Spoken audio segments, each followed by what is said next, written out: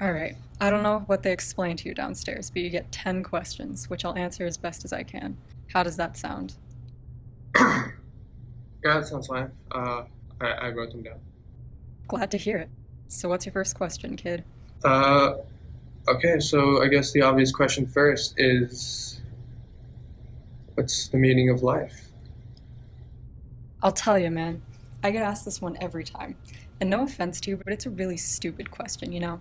It's so open ended, and every answer can be contradicted. Anyway, the way I see it, you can't really do anything but try your best, whatever that means. You probably don't know what you're doing in most situations, and you probably don't always know what's right or wrong, and nothing is ever going to be fair. But you can still do your best and cope. What's next?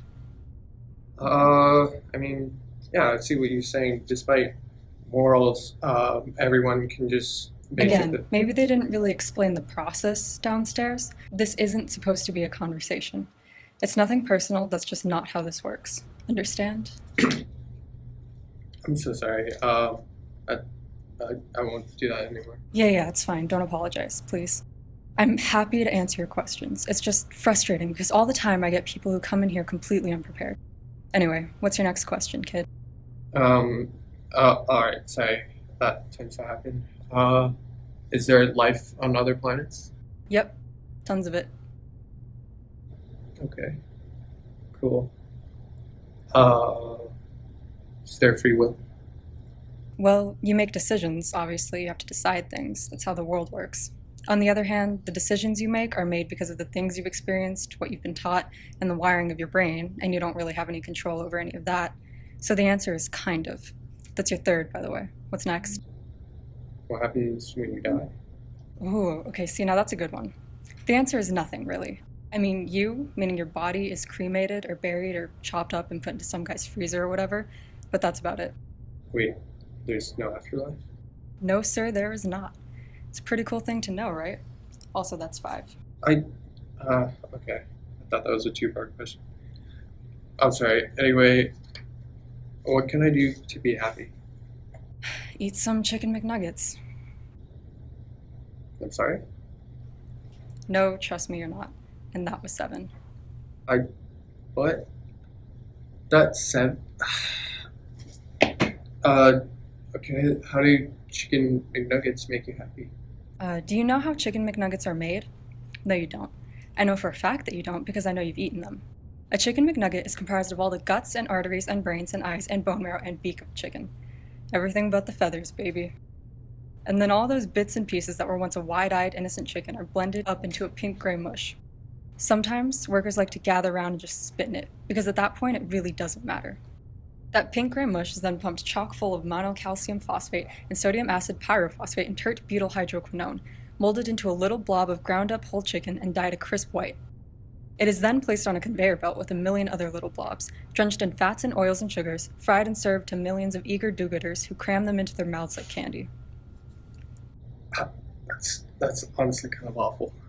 No, it's not. It's absolutely not awful because those people cramming chicken McNuggets are happy. They're so happy. The moment that blob of fried chicken bits hits their tongues, they're in ecstasy. They've never been happier in their lives. Not when they got into college, not when they got married, not when they had kids, and not when they strolled down the street that morning and realized that life was really pretty beautiful when you stop and think about it. It all pales in comparison. And that is your so called secret to happiness. Happiness defies expectation. Happiness is wrong in all the right ways, and everyone is so obsessed with it, they're willing to sacrifice anything. 8. Next question, if you please. Um,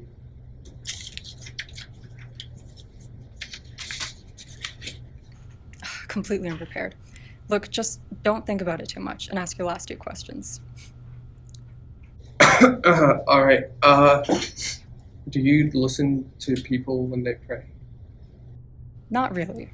I mean, I get the gist of what people are wanting, and I like to help folks out when I can, but granting wishes isn't really in the job description. It's nice that people like you are out there, eager people, I mean, the kind that believe in something that'll put up with anything. It's comforting knowing you're out there, but I don't have time to sit around essentially scrolling through 7 billion emails from people asking me to cure their dog's cancer or make them a famous movie star, let them magically not have to be homeless anymore, or some other ridiculous request. I'd go crazy if I did. Absolutely crazy. Last question, kid. Well, I was going to ask you why so many people are suffering. I guess I was looking for you to say something about how one door closes and another one opens, or how we need rough situations in order to let us grow as people. Um, but I guess, maybe you weren't willing to answer. I know that's not who you are. You're silly. You don't know what you're doing. I mean, obviously you understand how the world works and what's happening down there, but you sound like such a passenger. You pretend like you don't have a say in anything when obviously you do. So my last question to you today would be, why not do something, huh? Why not give a rat's ass about all the people being tortured and starving and going out of their minds, dreaming? It's all these problems. Why don't you care about all the idiots who believe that you're on our side? Here's what I'll say. This was not a world designed for me. This was a world designed for you. I don't perfect the world because there is no perfect world. There's only a human world, and a human world is a dying world. There's nothing to do, really. You asked me why I don't care, why would I? You care enough for the both of us.